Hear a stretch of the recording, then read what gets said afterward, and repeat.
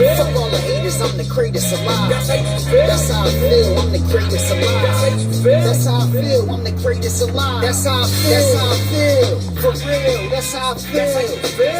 For real, that's how I feel. For y'all hatred aside, still feel that I'm the greatest alive. When they What up with it? It's your boy, PE to the P. Positive energy. AKA Budd Buttx. AKA H.I. AKA Regan the vegan. Cause I don't want no beef. Shout out to the real BRC, the TRBRC. Go check out www.therealbrc.com. September 21st in Philadelphia, Pennsylvania. It will be Crash City, the GOAT versus Arsenal, the Rebel. It's going down. I don't do this often. You see, I'm rocking my McKinley football. Gift given to me by Coach Boo. You seen the motherfucking the interviews. Shout out to Coach Boo. Today, welcome to First Toke, where we get up, roll up, spark up, and see what's up. Talk some shit. It's only one little thing I want to talk about today. Before I do this, like I said, I don't do this often. Shout out to Jersey Niner. I can't do the sneaker of the day. I don't got it like that. You know what I'm saying? Just a normal, humble guy. But since I'm rocking my red and black today, get y'all a little look of what's going on the feet side. Y'all know what I'm saying. Y'all see what I'm doing. Y'all see how I'm rocking with the red sweatpants. Set it off, you know. And just so everybody know, I'm doing this while I'm riding around in Maslin, which is enemy territory. Making my moves all day over in they shit, flaunting my shit. Cause I'm the shit. You understand what I'm talking about? But what I want to talk about is something a little bit more serious. Some fuck shit that's going on out here with the NCAA and their new rule that they're putting in place that everyone is calling the Rich Paul rule. And that is agents now, only for basketball. Only for basketball. Agents now must have a bachelor's degree. Something that Rich Paul don't have, but he's one of the most influential agents in the game. Has the most powerful man in basketball that he's representing. And he's advising his future clients to go an alternate route than the free labor system of the NCAA college basketball.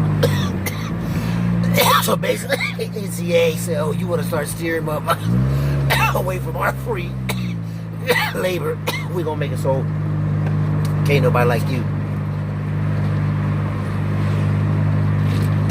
Come do that again with your powerful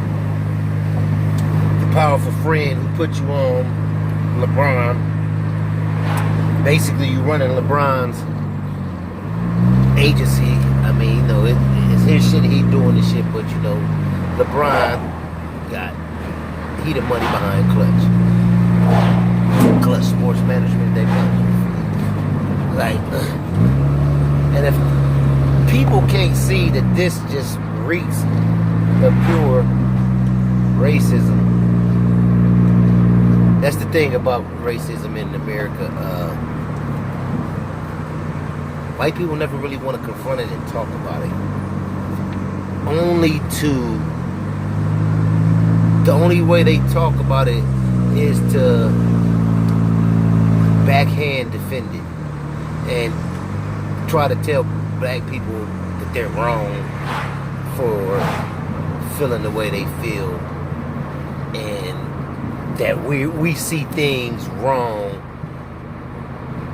and it's not racism that they're putting this rule in place. They just want the guys to be qualified. Well, why wouldn't they qualify? I mean, Rich Paul ain't even qualified.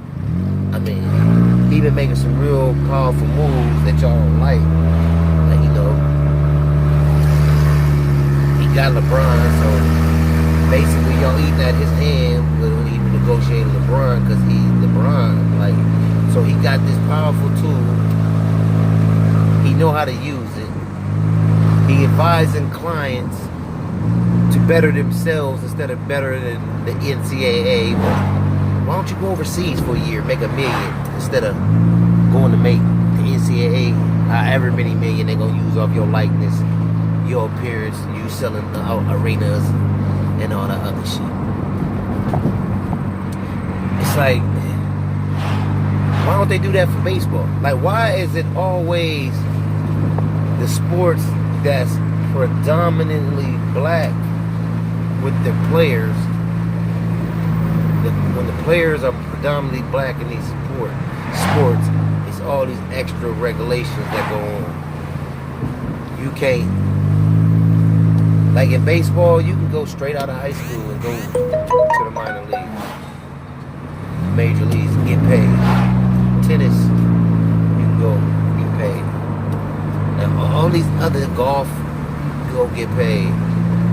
All these other sports that's predominantly white, you know, it's cool for a white dude to go straight from high school to be on the golfing tour and flop and never make it and still make $500,000 to $2 million throughout his career, which may not only be a few years or whatever. It's cool for it's cool for that athlete to not go to high school, not go to college, and benefit his family and not have to be subjected to the amateurism and rules of suffering. You don't have to go through the struggle. Do you feel what I'm saying? Those type of athletes don't have to go through the struggle, but the ones where the brother is the star power. Now, when it comes to football, you got to be 3 years removed from high school, which costs a guy like Maurice Claret basically his career. Because if he could have did what he wanted to do, which he was probably physically able to do, which was go to Old State, play that 1 year, leave after his freshman year, go to the draft. I swear, if he'd have left after his freshman year, Maurice Claret would have been a bona fide first-round draft pick in the NFL, bar none. Period. He wouldn't have had some of the transgressions that went on with him when the went on. He wouldn't have had to sit out the year, miss all that inactivity in football, go through all the shenanigans, really only cost himself for 1 year. He only played 1 year. It was cool. It's cool, that's what I'm saying. It's like, it's cool for him to get used up that 1 year from the NCAA, and I'm an Old State fan. Old State used him up for that 1 year, got everything they could out of him, and then don't want him to go get paid for his own shit, where everybody know he was the driving force of that team. Like, bro, they had Craig Krenzel at quarterback. They won a national championship with Craig fucking Krenzel, because Perry Reese, the beast, was in this motherfucker and he couldn't be stopped. They had Chris Gamble going 2 ways, which was a vital part of that team too. And they had Michael Jake. They had some other, but everybody know that team was not built around, but it was moved, and he was the heartbeat of the. He gave them the toughness and everything that they needed for that team, and they used him up and then threw him to the side. Now he got paid. He couldn't maximize his earning potential. He couldn't strike when the fire was hot to get his millions, which could have set him and his family up for life, where he had to go through all that struggle, end up being a second, third round pick where his money wasn't as guaranteed and it was less. So now he still got to struggle. So now he still got to feel like he in the streets, ride around with guns, do whatever he gotta do to make it. It's your boy P.E. man. I think that shit is, you know, the shit is whack, man. Like, and then they was, so Kevin, wasn't nobody worried about basketball going straight to the league when they thought wasn't nobody really going to do it. And it was just an anomaly, and it was just few and far between. But then you get Kevin Garnett doing one year, Kobe doing the next, and then they instantly become two of the best players. Not instantly, but within 3 years of those two players being in the league, they were certified all-star caliber players, learning to play against the best competition. That's 3 years of service that they didn't have with Kobe, Garnett, and then it started to trickle down to Dwight Howard, LeBron, fucking even J.R. Smith didn't even go to fucking college, straight to the league. Boys, that's what boys underestimate, and they talk all this shit about J.R. Smith, but J.R. Smith's been playing in the league for about 15 years, never went to college. Straight out of high school, balling, getting paid, was able to set up his family and have a good life and don't have to. But they want you to pay to be in their club. All their clubs, to make money, you always have to pay to get in that membership. So if you really want to make money out here, you got to pay to be a part of their club, one of their clubs. They call them universities, schools, something, you know. So you got to go pay into your tuition and get behind the 8 ball and debt. And then they don't want you to just come straight off, boom, boom, boom, grind, straight out of high school, young black millionaires, rich, without portraying a negative image. It's cool for a rapper to do that, because y'all talking about killing and objectifying women, making them shake their ass, all the stupid shit, negative shit. Yeah, if you pushing a negative image, go right ahead. But we don't want y'all being like LeBron. Now, I argue about LeBron being the greatest and all this and all this. We ain't talking about basketball right now. We ain't talking about the skills. We talking about the influence and the impact that this man had, okay?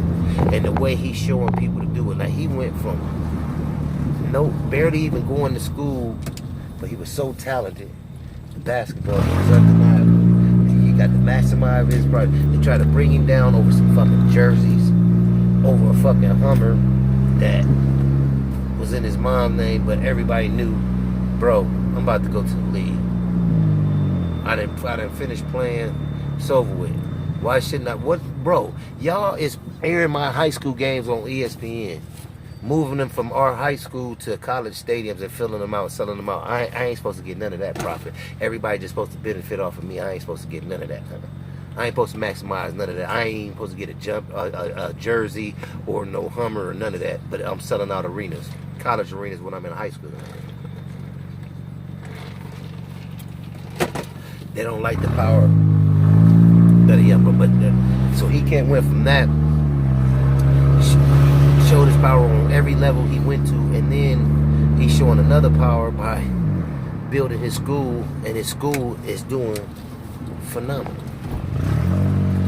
So tell me, why must I go through y'all steps to get where I need to go when y'all ain't been through what I've been through and don't know what I've been through? Like, y'all always want, white people always want black people to go through the white steps, but y'all don't never recognize the struggle of the black steps on what it took to get there. And he did all that with no father figure, all that. I could talk about LeBron's athletic ability and him not being the greatest all I want. But the man is absolutely a phenomenal role model. You dog him about. Now, I think it was a little bit much. He was all in his son's layup line. I do think that was a little. But to his point, he ain't had no dad. His dad didn't come do none of this shit. I'm gonna be here. I'm about to go show out to my dad and my boys. And that's even get talked about.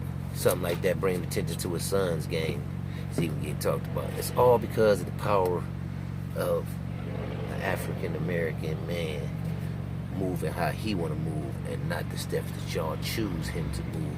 And he's showing his influence and his impact, man. So that fucking NCAA rule, kiss my ass. Fuck y'all. It's your boy PE to the PE, positive energy. Peace. We can't have peace till we come together as one. One love. It's Bulldogs, baby.